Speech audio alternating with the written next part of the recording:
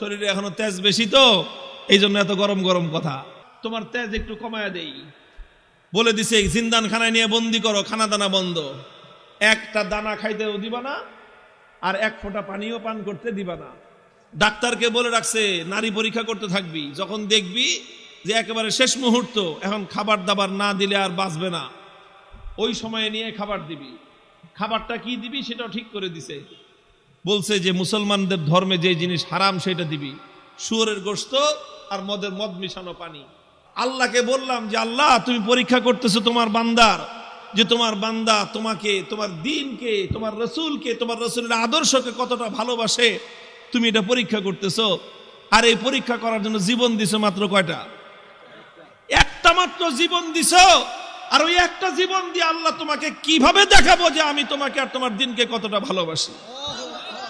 তুমি আমাকে 1000 জীবন দান করতা, একটা একটা করে জীবন তোমার জন্য উৎসর্গ করে তোমার বান্দা আব্দুল্লাহ বিন হুযাফা দুনিয়ার সামনে প্রমাণ করে দিত ঈমানদারের কাছে ঈমানের দাম কত বেশি।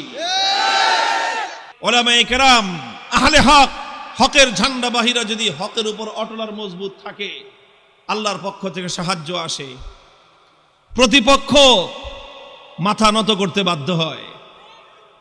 সাহাবী যুগের ছোট্ট একটা ঘটনার উদ্ধৃতি দিই। হযরতে আব্দুল্লাহ ইবনে হুযাফা রাদিয়াল্লাহু তাআলা আনহু, আল্লাহর নবীর একজন সাহাবী, তিনি এক যুদ্ধে নেতৃত্ব দিচ্ছিলেন একটা ছোট বাহিনীর। ঘটনাচক্রে রোম সম্রাট সে ওই বাহিনীটাকে গ্রেফতার করে ফেলল। আল্লাহর নবীর সাহাবী আব্দুল্লাহ বিন হুযাফা রাদিয়াল্লাহু আনহু সহ প্রায় 50 জনের মুসলমানদের একটা কাফেলা বন্দী হয়ে গেল। এখন রোম সম্রাটের ইচ্ছা হলো মুসলমানের ঈমান পরীক্ষা করবে আর যে কোনো মূল্যে মুসলমানকে ইসলাম থেকে দূরে সরাবে।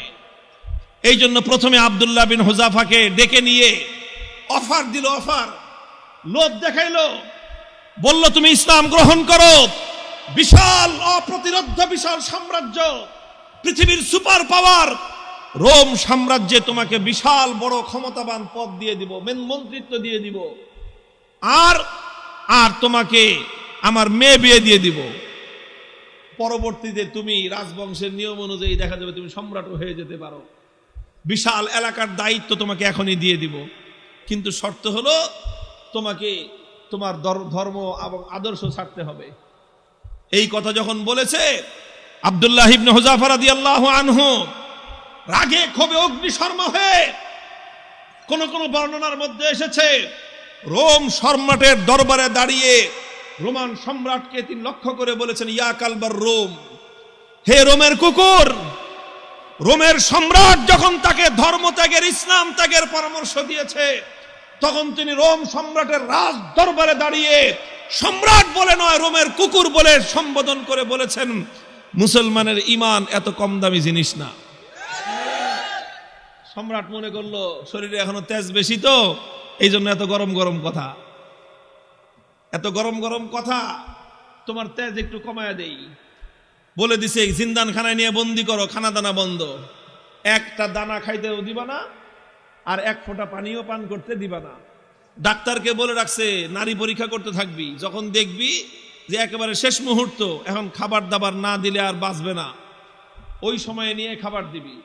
খাবারটা কি দিবি সেটাও ঠিক করে দিছে, বলছে যে মুসলমানদের ধর্মে যে জিনিস হারাম সেটা দিবি, শুয়োরের গোশত আর মদ মিশানো পানি। ঠিক তাই হয়েছে।